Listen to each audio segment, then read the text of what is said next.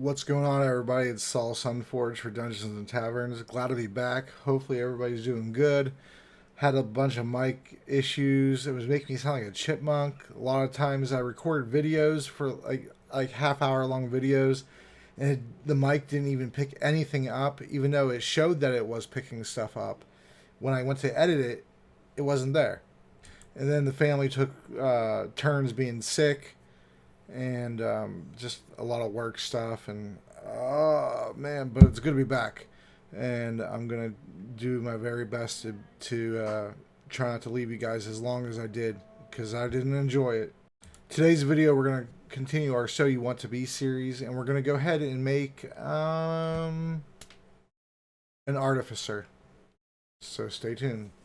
And as always, you can change anything about the artificer. You can change their name, their race, whether they're male or female. You can change anything you want. These are your characters, but obviously, the more you change, the more things you're going to have to do. And the goal I have for this series is primarily for new players to have a pre-made level 1 character. And I roll the stats here in front of you and things like that. Well, not roll them, because I do it online so you can see.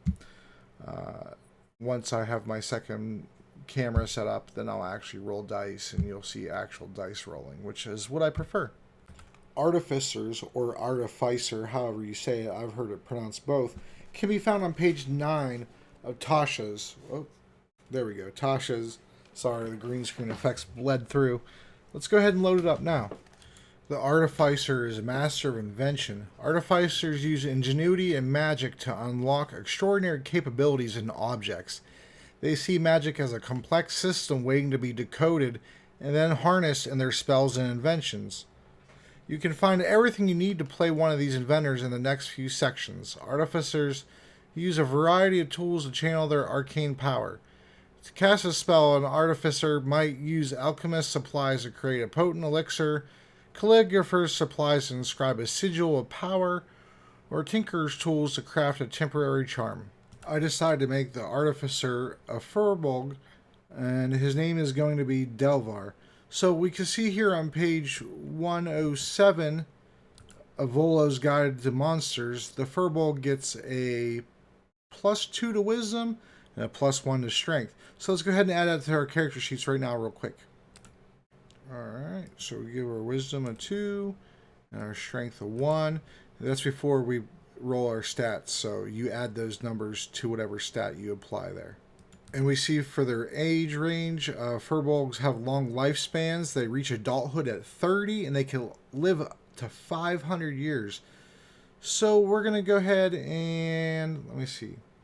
For some reason, 51 is coming to my mind, so let's go ahead and make them 51 years old. And then we see for their alignment, furbolg are typically neutral good.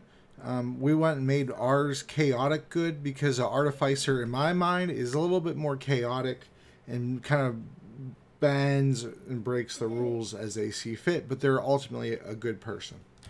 Furbolg are between 7 and 8 feet tall. They weigh between 240 and 300 pounds, and in 5th edition, they're considered size category medium. You can see that their base walking speed is 30 feet. Furbolgs, like most others in D&D, have innate abilities to their race. I'll touch upon them here, but I'll go ahead and fully detail it out on the character sheet. The first one is Furbolg Magic. You can use Detect Magic and Disguise Self. With this trait, you use Wisdom as your spellcasting modifier. Once you cast either spell, you can't cast it again with this trait until you finish a short or long rest, and then you can use Disguise Self to be 3 feet shorter than you normally are. It allows you to blend in with other races that are shorter. Hidden Step, as a bonus action, you can magically turn invisible, and then until the start of your next turn, or if you make an attack, a damage roll, or force someone to make a saving throw. And then once you use this, you can't use it again until you finish a short or long rest. So very good for evading enemies. And then because you're so large, you get Powerful Build, which means you count as one size larger when you determine your carrying capacity, and then the weight you can lift, drag, or pull.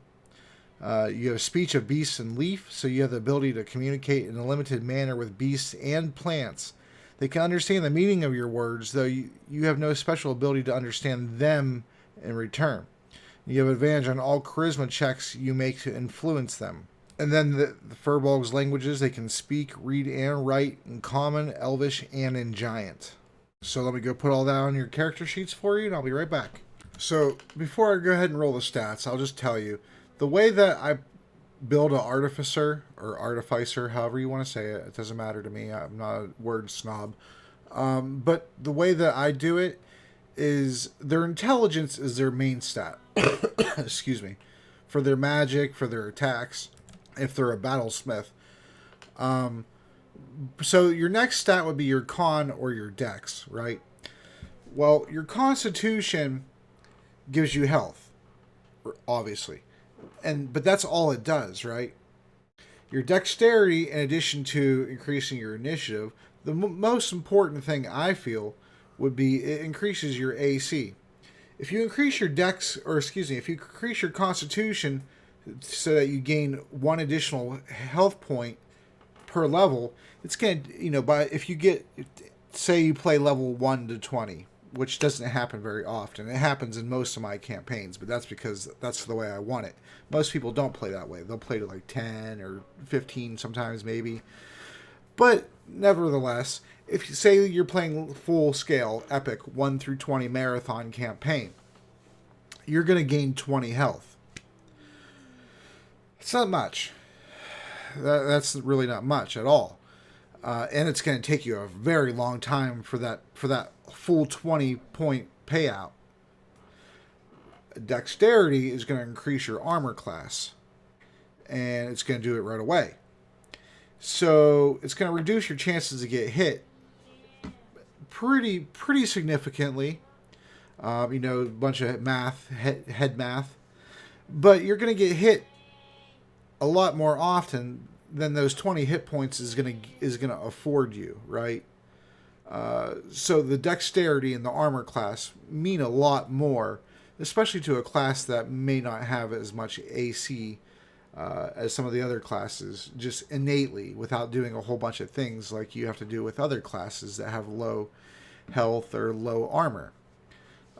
So the dexterity, in my mind, is more important. But you can feel free to switch the stats. I'm going to go ahead and list the stats on the left-hand margin, and then you could place them wherever you want for the character that you want to build for this Artificer.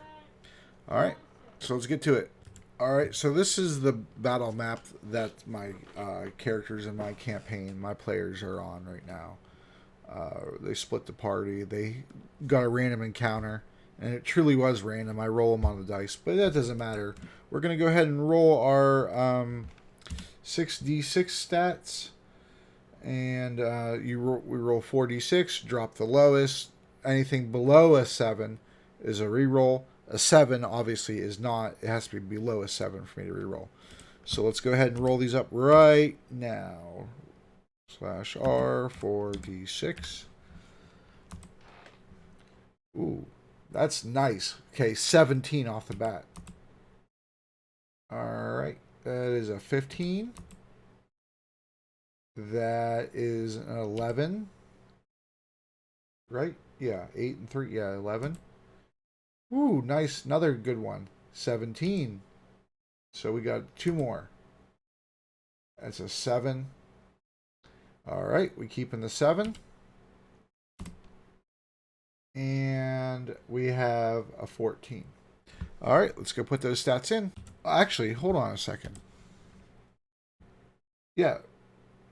So you drop the lowest, so that would be a 6 actually. So that 7 is actually a 6. So that's a re-roll.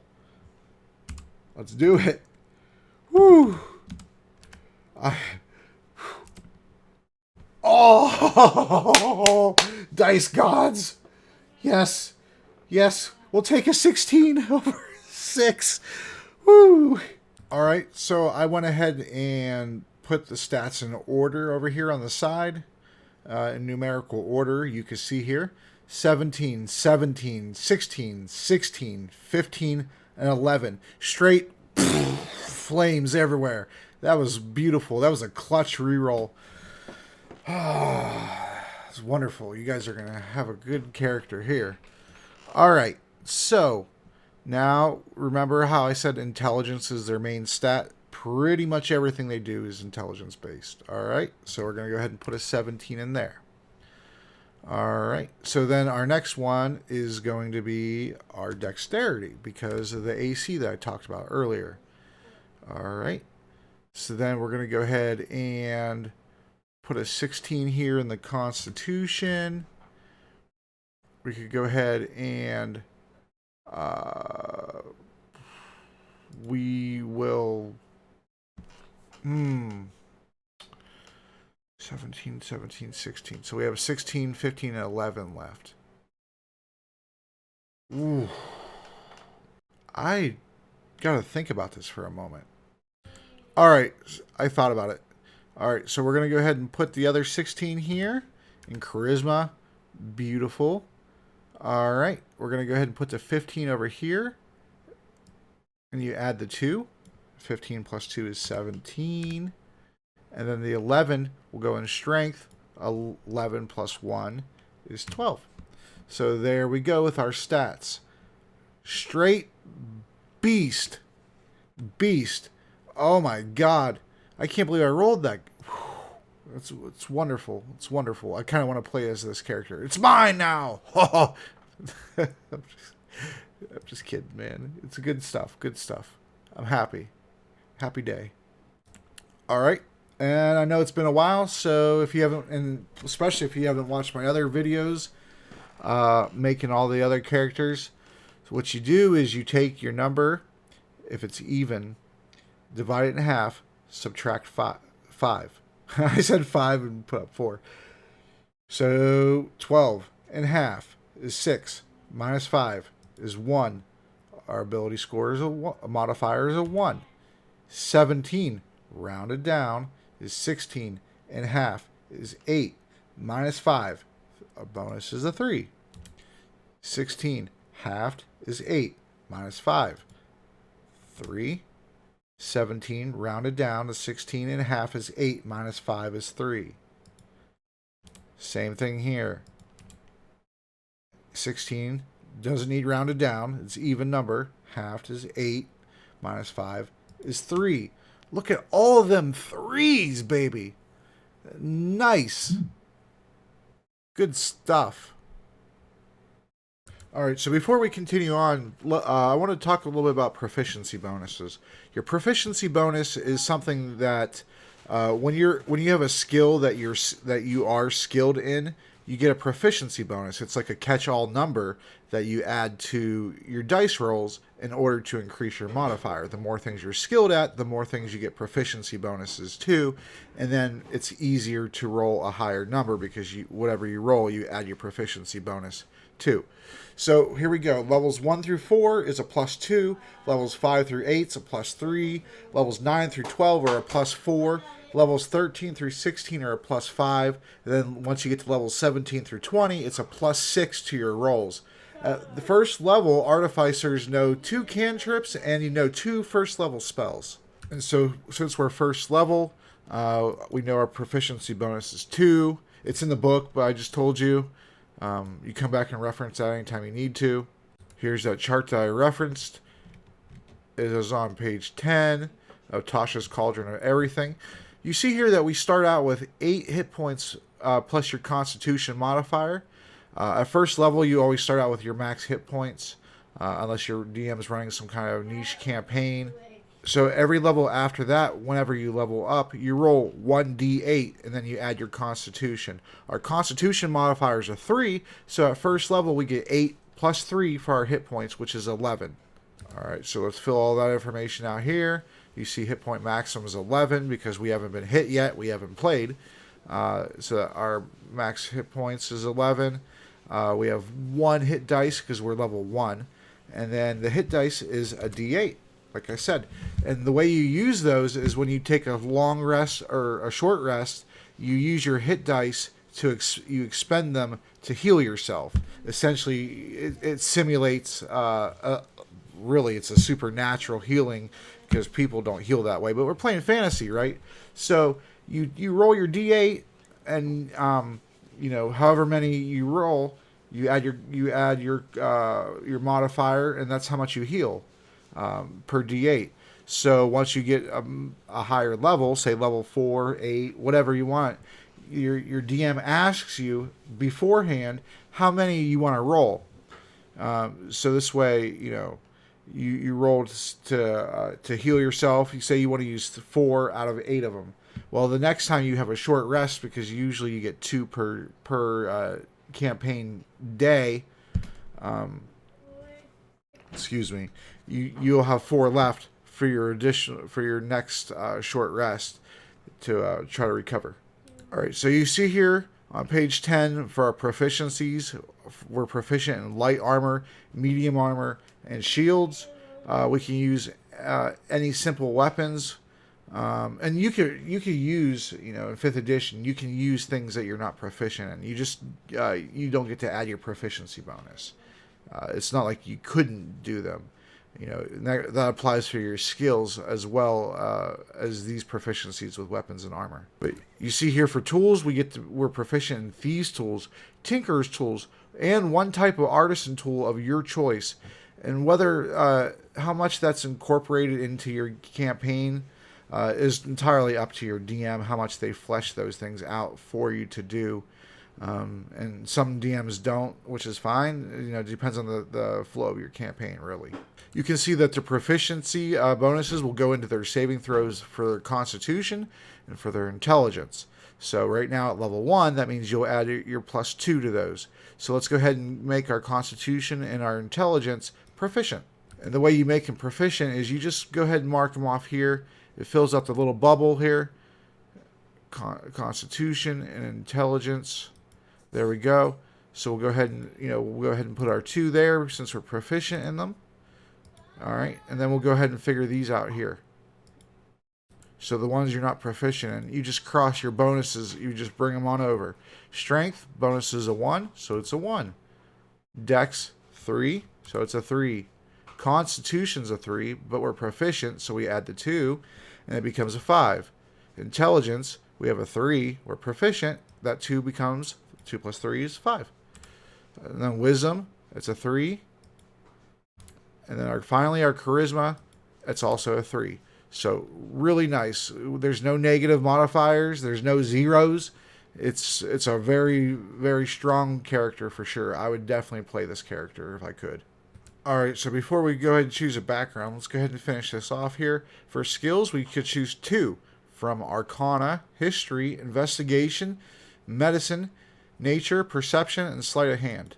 So we're gonna make Delvar more of like a scholarly type, I suppose. So I want to give him Arcana and History. I was thinking about Investigation, but there's a good chance that you're going to have somebody else in your party that has these. And of course, you can link up with all the other players beforehand, and if your DM allows you to, you guys can basically metagame your skills, so this but it's allowed in this situation because you're not playing yet, and it's fantasy, so you want to make sure that if your DM allows you to, that nobody's skills overlap, because D&D is kind of like a gentleman's agreement.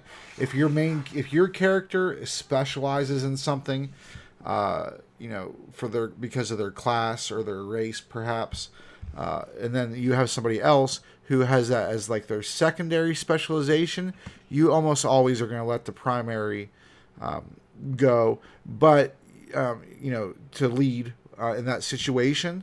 But as a secondary, you can also always just assist them. And then some DMs will only allow people who are proficient to assist in whatever they're proficient in. And some DMs will just allow anybody to assist, which could give you a +4 to your roll or advantage to your roll, depending on how the DM plays. I've played it both ways and seen it played both ways. All right, so we're going to go back to the character sheet. We're going to give ourselves our proficiencies in Arcana and History. And remember that our proficiency bonus is a 2. So we go ahead and give those a 2 flat out. Alright, so then we turn to Chapter 4, the Player's Handbook, that begins on page 121, I think. Yeah, page 121, down here in the bottom right. And then we go and we look at the backgrounds. The backgrounds are on page 126. So then you can see there's Acolyte, Charlatan, Criminal, Entertainer, Folk Hero, Guild Artisan, Hermit, Noble, Outlander, Sage, Sailor, Soldier, Urchin. And I've made a video covering the backgrounds, I believe. But we're going to go ahead and pick Guild Artisan for our background. And so here it gives you a lot of things that you can add into your character to kind of flavor it a little bit. You can see here we get Insight and Persuasion as our skill proficiencies. So we'll go ahead and do our character sheet here. Let's go ahead and mark Insight. And then we go ahead and mark Persuasion. And then we give those the 2 for being proficient. And then you go and you add your bonuses here. And that's how you get your skills. And so we'll start from the top. Strength is a 1, so you go through and you find everything that says STR. And here we have Athletics as a strength. And that's the only one in 5th edition that uses strength. So we go ahead and give it a 1. And then we go down to Dexterity and we see it's a 3. So everything that has DEX next to it. So Acrobatics. Then we go down here. Sleight of Hand. Stealth. Alright, so then we go to Constitution. There are no skills checks in 5th edition that require a Constitution.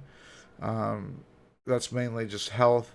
So it's lost a little bit of its meaning in 5th edition, but it's obviously still health is important. So the next one we go to Intelligence and we have a 3. So let's go find everything that's Intelligence. INT. Alright, so we add the 3 to the 2, and we get a 5. And then we add the 3 to the 2, and we get a 5. And we go on down the list here, and we add a 3 to everything that's INT that we are not proficient in. So nature, religion, investigation. Okay? And then we go down and we go to our wisdom, which is a 3. So everything that's WIS. So we add a 3 to animal handling. We add a 3 to our Insight, which we're proficient. So 3 and 2 is a 5. Medicine, that's a 3.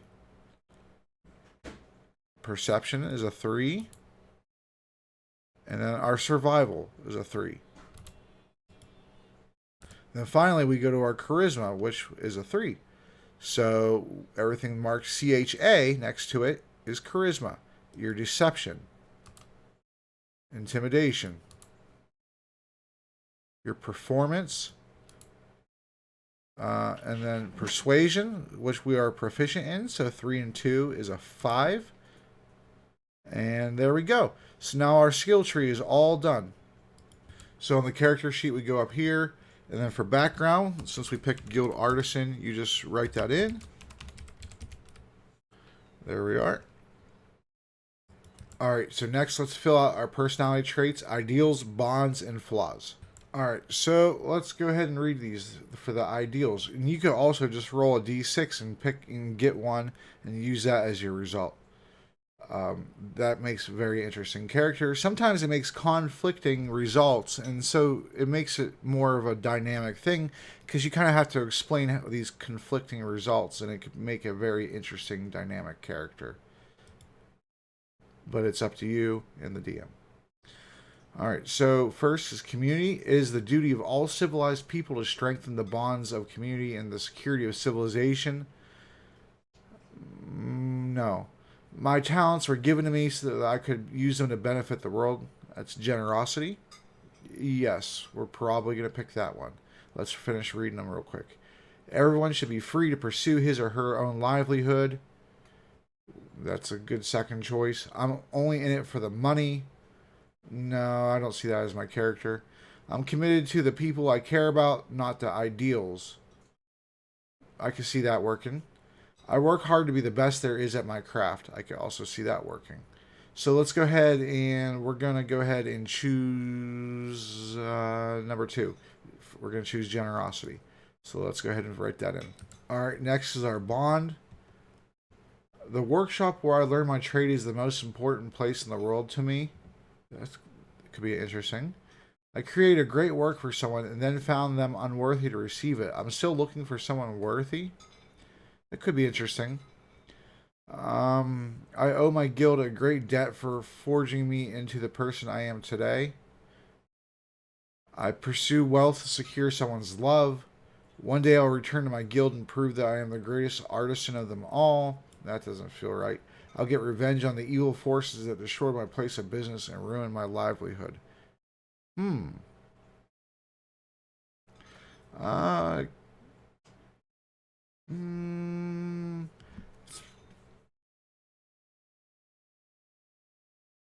Uh, hmm. Either 1 or 6.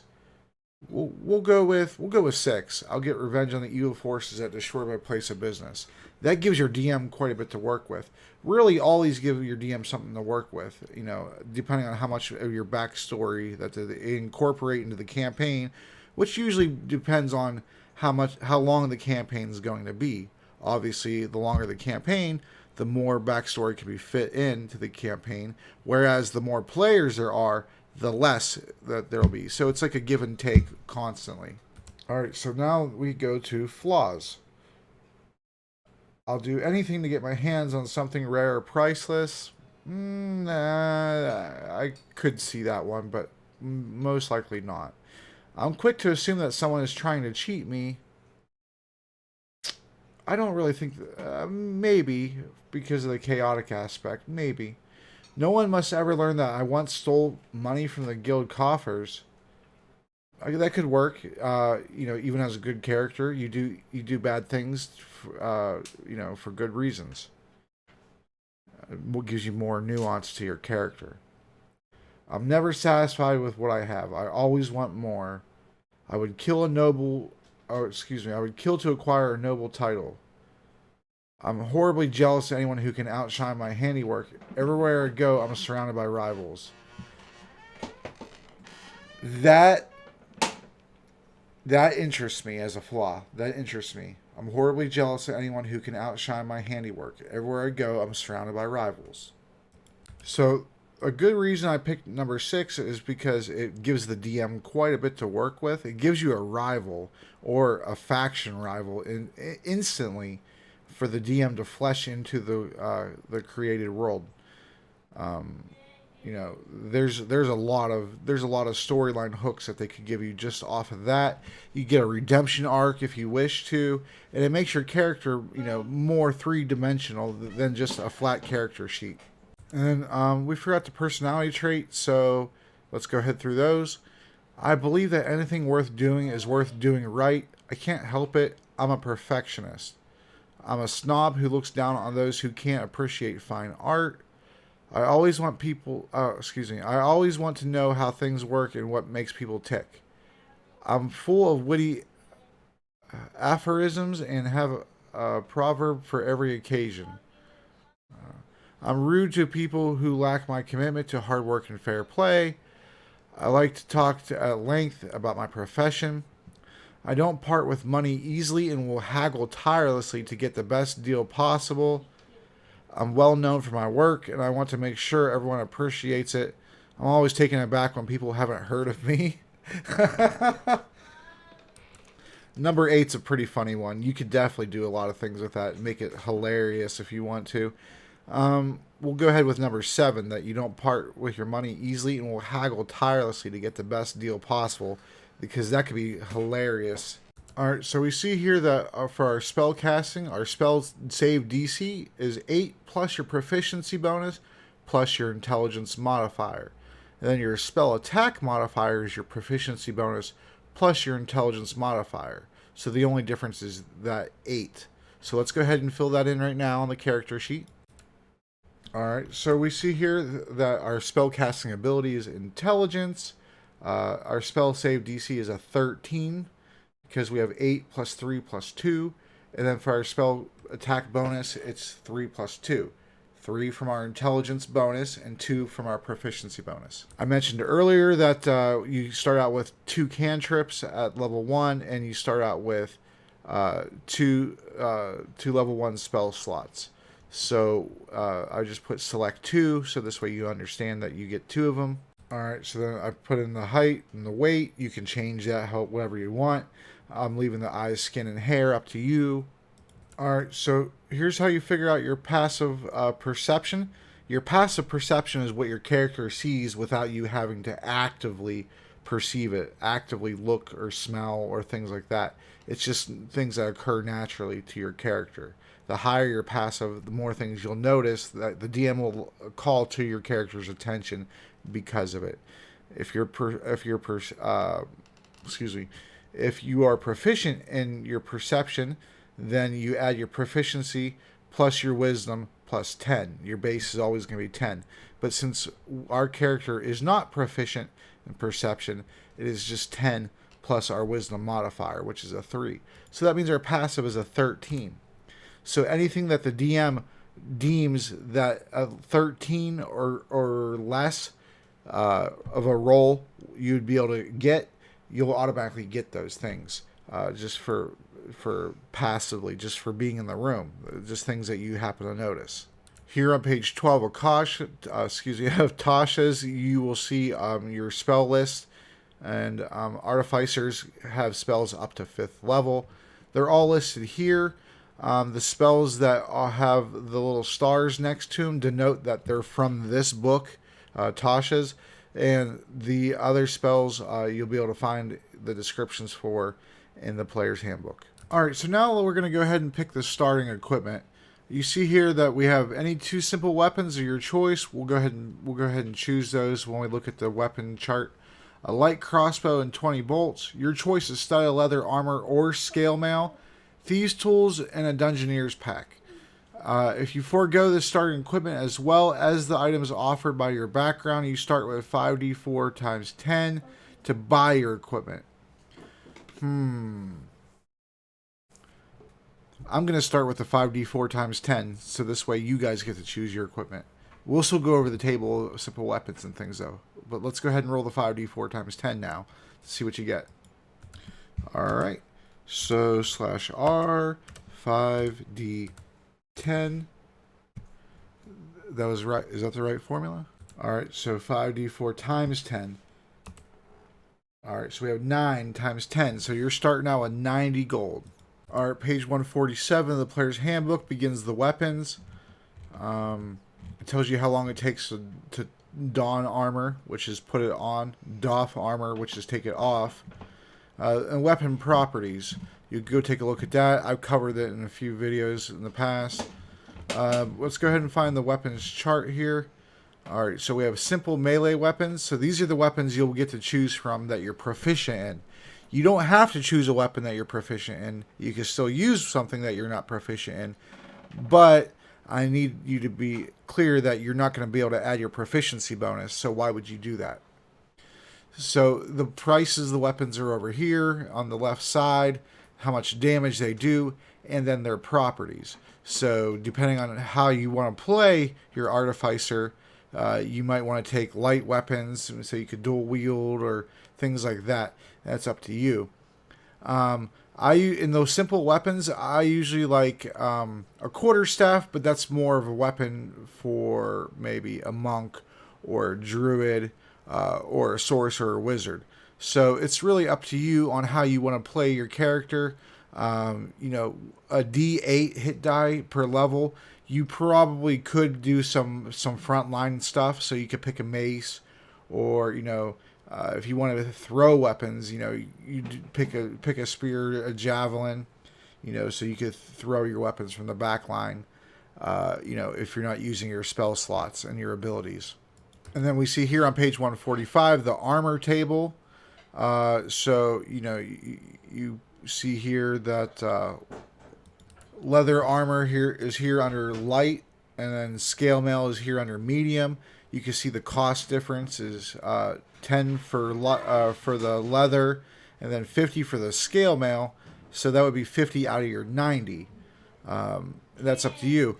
But with leather armor, you get to add your full dex, your dexterity modifier, versus scale mail, where you don't get to either. You get to use your max of 2 out of your dex. We know our modifiers are 3, so we would lose 1 there. And you have disadvantage on stealth checks. And if your campaign takes weight into consideration, that's a factor you also want to figure in, since the leather armor is only 10 pounds, but the scale mail is 45. So there's quite a bit of a difference there. Depends on your money versus your weight considerations and your protection. But you'll see here 11 plus our dex mod. That means that your AC is going to be 14 if you use the leather, and then the scale mail it would be 16. So it is a difference, but it's a difference that you'll be able to make up at any point with rings and amulets, necklaces, helms. There's a lot of things that you can get in the campaign that will increase your AC. In addition to magical means, if you have other casters who can improve your AC. And then once you're at 3rd level, you get to choose the type of specialty that your artificer is. You could be an alchemist, an armorer, or artillerist, or a battlesmith. And each one of those grants you different things, will change up your character.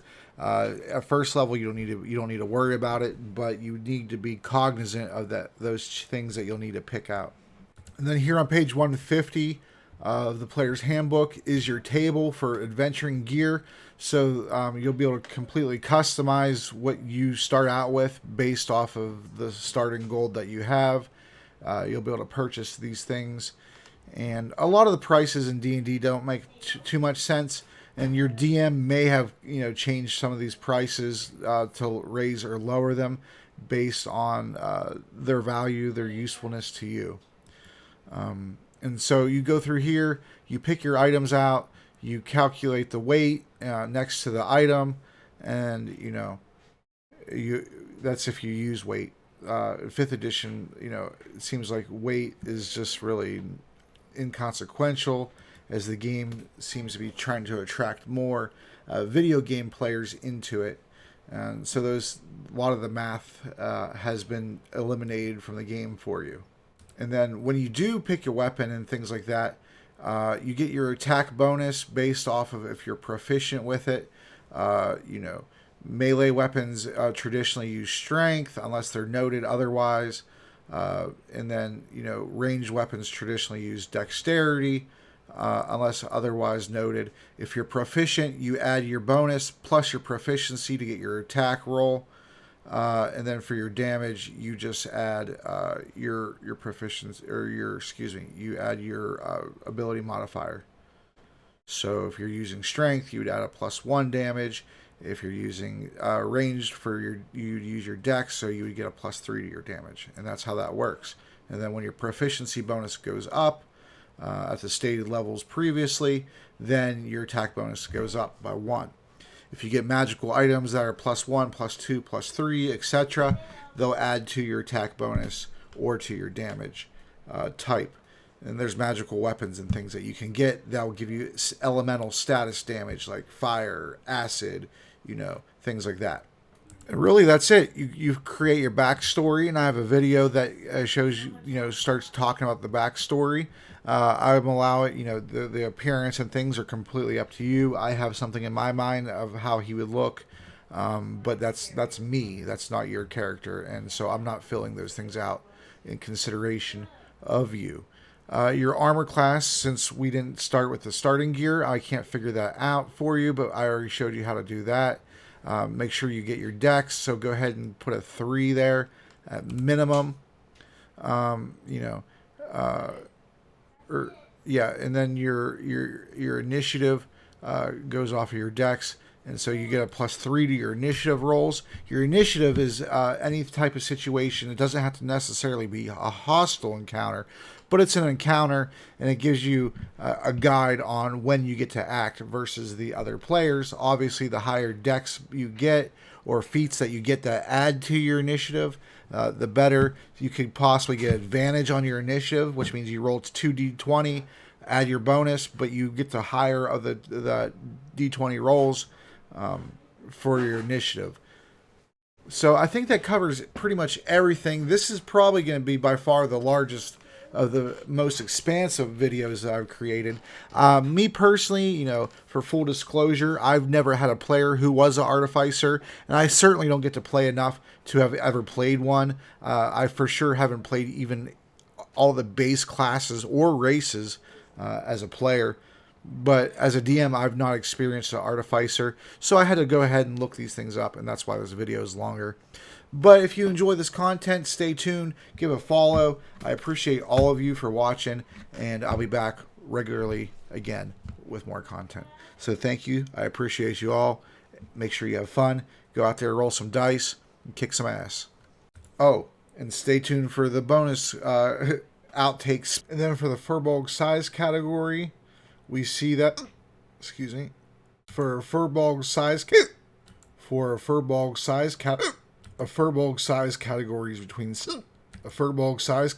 between 7 and 8 feet tall. They weigh between 240 and 300 pounds, and they're considered a size category medium. You'll find that most the Furbolg is between 7 and 8 feet tall, and they're considered medium. Furbolgs are between 7 and 8 feet tall, and they weigh between 240 and 300 pounds, and they're considered a size category medium, as is most player character. Furbolgs are between 7 and 8 feet tall, and they weigh between 240 and 300 pounds. Their size Furbolgs are between 7 and 8 feet tall. They weigh between 240 and 300 pounds. And their size category is considered medium, as is most. Alright, let's try this again. Furbolg are between 7 and 8 feet tall and weigh between Furbolg are between 7 and 8 feet. Furbolg are between 7 and 8 feet tall. They weigh between 240 and 300 pounds. And in 5th edition,